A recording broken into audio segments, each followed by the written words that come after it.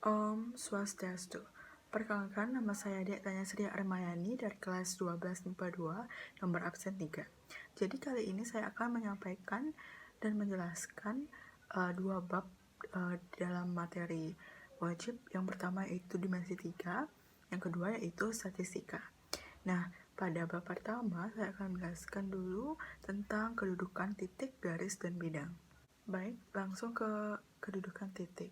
Jadi kedudukan titik ada 3, yaitu pertama kedudukan titik terhadap titik, yang kedua yaitu kedudukan titik terhadap garis, dan yang ketiga yaitu kedudukan titik terhadap bidang. Langsung saja, untuk memahami lebih lanjut, saya akan memberikan contohnya. Nah, pada kedudukan titik yang pertama, yaitu saya sudah menggambarkannya. Jadi saya akan menjelaskannya untuk memahami lebih lanjut. Jadi pada kedudukan yang pertama itu kedudukan titik terhadap titik. Jadi di sini saya menggambarkan titik A dan titik B, yaitu titik B sama dengan titik C. Jadi titik A terpisah dengan titik B dan titik B terhimpit dengan titik C. Jadi titik B sama dengan titik C. Nah, pada kedudukan yang kedua yaitu kedudukan titik terhadap garis. Jadi sini saya gambarkan ada titik C dan titik A dan titik B, yang dimana titik A dan titik B ini terletak di antara garis L. Dan titik C itu terletak di luar garis L. Selanjutnya kedudukan titik terhadap bidang. Saya gambarkan di sini bidang X, dan di dalam bidang X itu terdapat titik A. Jadi, titik A terletak di dalam bidang X, dan titik B terletak di luar bidang X. Lanjut ke materi yang kedua, yaitu kedudukan garis. Nah, pada kedudukan garis ini terdapat yang pertama, yaitu kedudukan garis terhadap garis lain. Kedudukan garis terhadap garis lain ini dibagi lagi menjadi 4, yaitu yang pertama 2 garis berpotongan. Nah, 2 garis dikatakan berpotongan jika kedua garis terletak pada bidang yang sama dan mempunyai satu titik persekutuan. Nah, pada garis M dan N, ia mempunyai satu titik persekutuan di mana titiknya yaitu titik A. Dan garis M dan N terletak pada bidang yang sama yaitu bidang X. Selanjutnya yaitu 2 garis yang sejajar. Dua garis yang sejajar dapat dikatakan jika kedua garis terletak pada bidang yang sama dan tidak memiliki titik persekutuan. Jadi pada bidang U terdapat 2 garis yaitu garis P dan Q, dan ia tidak memiliki titik persekutuan. Maka dapat dikatakan bahwa garis ini 2 garis yang sejajar. Dan garis yang sejajar tidak hanya garisnya vertikal, tapi juga ia bisa horizontal. Yang penting ia tidak memiliki titik persekutuan dan berada pada bidang yang sama. Lanjut kedua garis berimpit. Nah, jika 2 garis berimpit itu dapat dikatakan jika kedua garis terletak pada bidang yang sama dan ia tidak memiliki titik pada kedua garis yang saling bersekutu. Nah, pada bidang V terdapat garis A berimpit pada garis B. Jadi garis A itu sama dengan garis B, dan ia saling bersekutu, dan ia juga tidak memiliki titik persekutuan dan terletak pada bidang yang sama. Nah, lanjut ke 2 garis bersilangan. 2 garis dikatakan bersilangan jika kedua garis tidak terletak pada bidang yang sama dan tidak mempunyai titik persekutuan. Garis R pada bidang X, garis S menembus bidang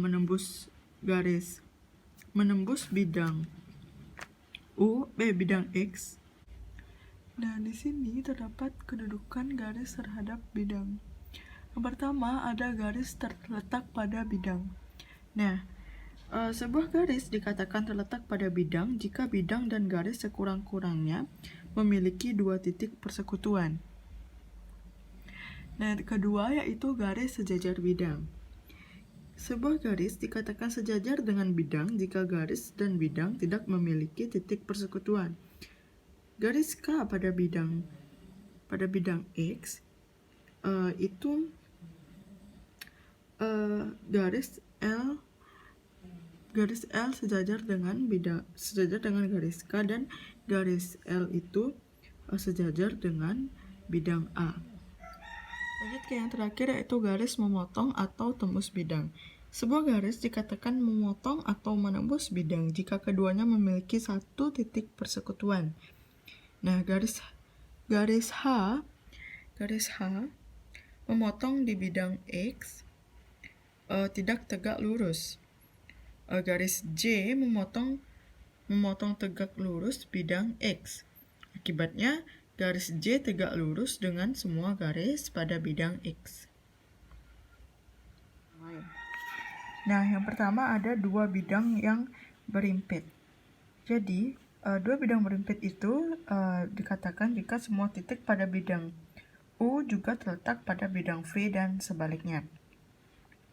Jadi, bidang U itu sama dengan bidang V, sehingga bidang U itu berimpit dengan bidang V dan terlihat bahwa terdapat pada satu bidang, padahal itu adalah dua bidang yang sama, yaitu bidang U dan V. Lanjut kedua bidang yang sejajar. Nah, di sini terdapat dua bidang, yaitu bidang U dan V. Ia tidak memiliki titik persekutuan di antara bidangnya, tidak memiliki garis persekutuan, dan garis K dan L ini pada bidang U, garis M dan N pada bidang V. Jadi, garis K sejajar dengan M dan garis L sejajar dengan N. Jadi, bidang V dan F itu sejajar. Lanjut ke dua bidang berpotongan. Dua bidang dikatakan berpotongan jika kedua bidang itu mempunyai garis persekutuan. Bidang U dan V mempunyai satu garis persekutuan. Nah, langsung saja ke soal ya. Contoh soal. Pada gambar balok, tentukan jarak antara rusuk AB dan rusuk HG dan jarak antara rusuk BC dan rusuk EH. Nah, langkah pertama, jarak antara rusuk AB dan rusuk HG diwakili dengan garis BG. Nah, kita perhatikan segitiga BCG yaitu segitiga siku-siku di C dengan panjang BC yaitu 3 cm dan panjang CG yaitu 2 cm. Untuk mencari BG kita menggunakan teorema Pythagoras, yaitu akar 3 kuadrat ditambah 2 kuadrat, yaitu 9 ditambah 4 sama dengan akar 13 cm. Nah, jadi jarak antara rusuk AB dan rusuk HG adalah akar 13 cm. Dapat jarak antara garis dan bidang. Sini, jarak antara rusuk EH dan bidang BCGF. Jarak antara rusuk EH dan bidang BCGF diwakili dengan panjang garis EF. Panjang EF sama dengan panjang AB, yaitu 16 cm. Jadi, jarak antara rusuk EH dengan bidang BCGF adalah sama, yaitu 16 cm juga. Lanjut ke jarak antara rusuk FG dan bidang BCHE. Jarak antara rusuk FG dan bidang BCHE diwakili panjang garis FO. Nah, kita tarik garis dulu ke sini. EBCH. Bidangnya seperti itu. Diagonal bidang. Kita tarik garis dulu agar dia tegak lurus, yaitu garis FO. Baru kita bisa mencari BE-nya. Kita cari BE. Setelah itu baru kita cari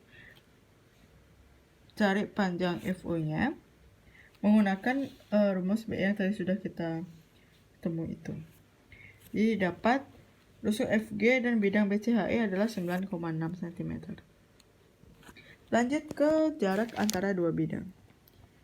Perhatikan gambar samping. Jarak antara bidang alfa dan bidang beta yang sejajar adalah jarak sembarang titik A pada bidang A. Titik A aksen pada bidang B, di mana A aksen adalah proyeksi A pada bidang beta.